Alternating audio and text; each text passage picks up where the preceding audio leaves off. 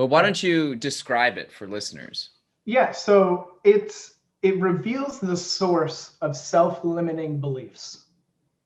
And then it gives you 4 agreements that you can make with yourself, that if you adhere to these agreements, that you will find and enable yourself to remove suffering from your life, Okay.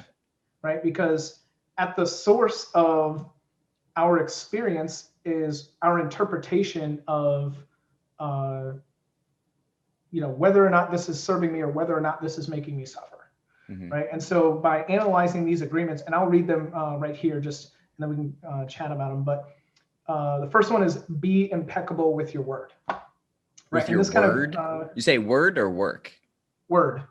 Okay, got you. Yep, WROD. Say what you mean. Um, Do what you yeah, say say. what you mean, and only what you mean. If Yeah. you speak against yourself, or if you gossip about other people, right? That's kind of like a computer virus. At the end of the Mm-hmm. day, right? It's you're introducing bad energy, Mm-hmm. and therefore you're not really putting yourself in a good position, because you're Mm-hmm. either putting that negative energy within yourself, and then Mm-hmm. you are reflecting on it, and you are keeping that energy in that place, or you're giving it to other people, and then you're either being perceived as that way, or worse yet, like you're instilling that negative energy Yeah. within others, right?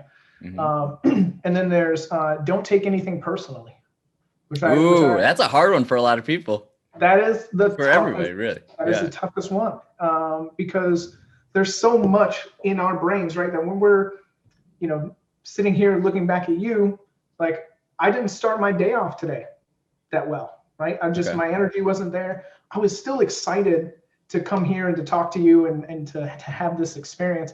But even leading up to it, I was like, oh man, is he gonna see that I'm off? Is that gonna like ruin the this, that, and the other? And it's like, well, no, like Rich is here, and I'm here, and we're just here in this experience. Yeah. And even if things get misinterpreted, or what have you, like it is a very difficult thing for us to not take those personally, because Yeah. especially somebody who is very self-development oriented, they want to look back and say, okay, what can I do better for the Right. next time, right? But then there's just times where it's like, this is not for me.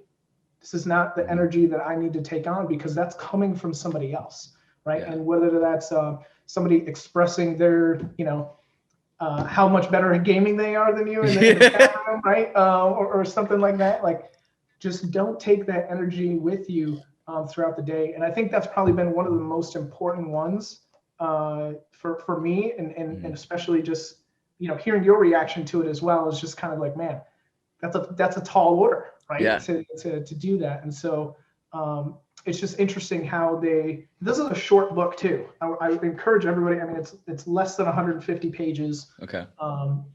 So it's really good, and it kind of gives you some simple tools and thought processes to put yourself through, to kind of like test the theory, and understand why the agreement is very meaningful. And the third one is don't make assumptions. Ooh, And nice.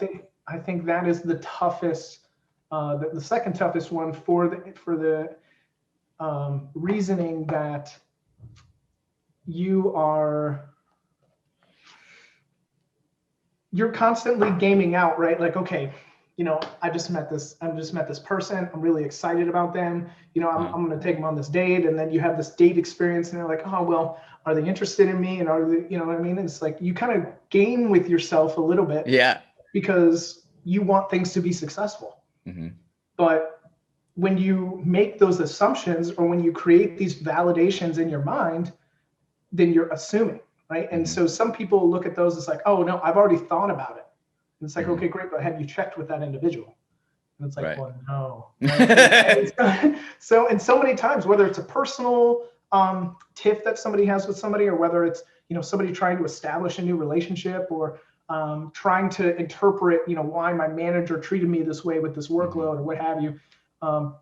Anytime we're revealing those things to ourselves, we should ask, like, okay, what do they think about this? If I brought this up to them, what would they say? Yeah. And then go find that out, right? Because the reality is almost certainly not as bad as you think it is in many cases.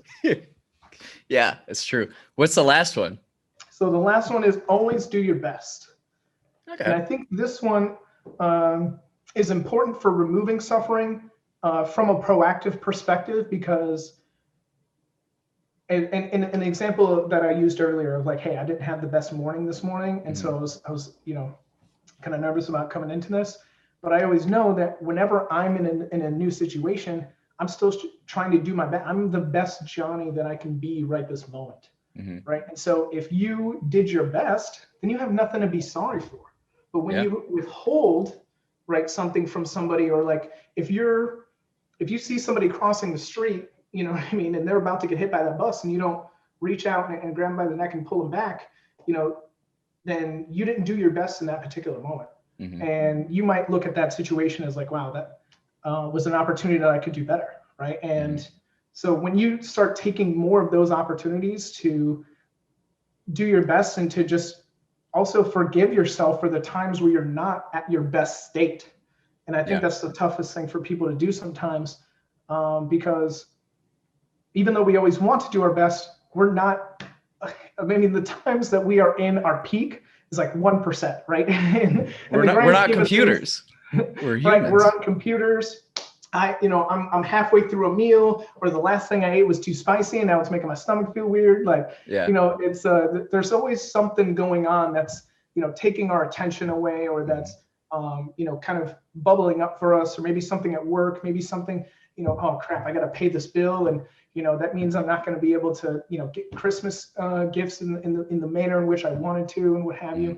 And just teach yourself to be a little bit more forgiving, and understand that it's okay to just do the best that you can at that particular time, make amends with it, and then just keep showing up and doing your best. So this book, The Four Agreements, is the #1 book that I would say, like, read it, think about how you think about your life.